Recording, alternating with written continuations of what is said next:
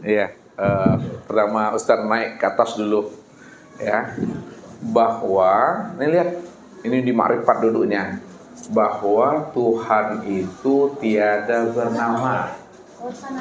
Kenapa Tuhan itu tiada bernama? Karena Tuhan itu bukan zat, bukan sifat, bukan asma, dan bukan af'al. Ya. Ketika Bapak Ibu duduk pada makom itu, dia tidak bernama apa-apa.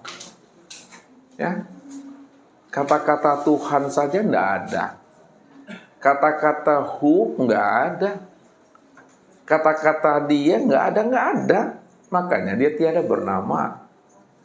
Sebabnya baru dia dikatakan bernama setelah ada dirinya.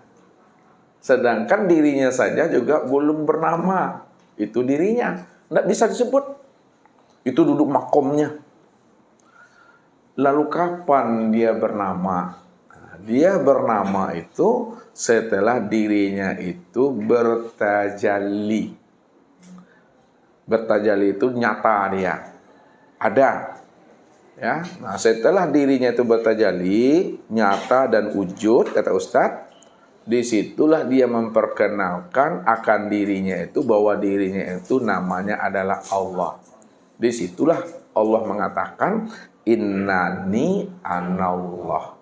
Sesungguhnya diriku ini adalah Tuhan, namaku adalah Allah. Jadi Allah itu nama daripada dirinya.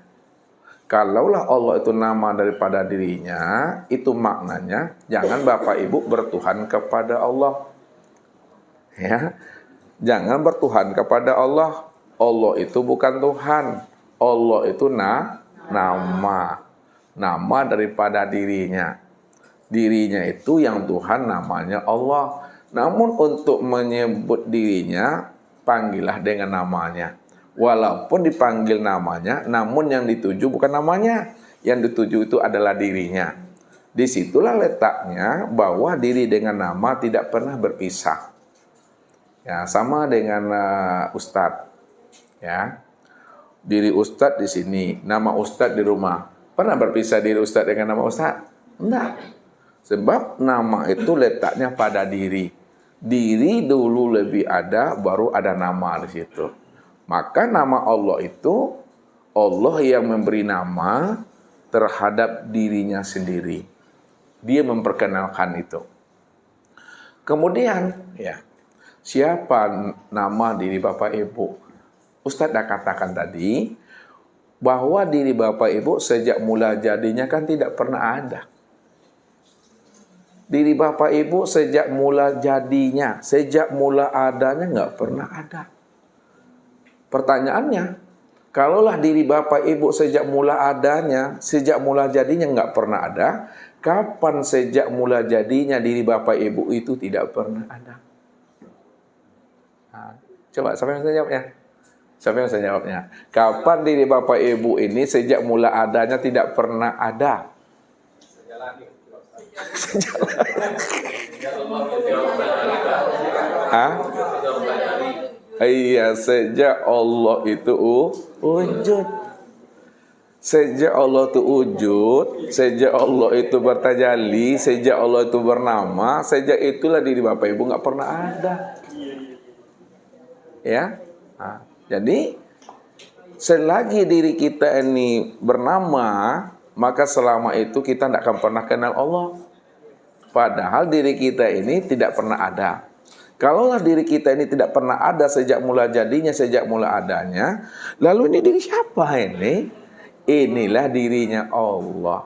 Lalu siapa nama dirinya Allah yang ke-100 itu? Itu yang disebut namanya insan.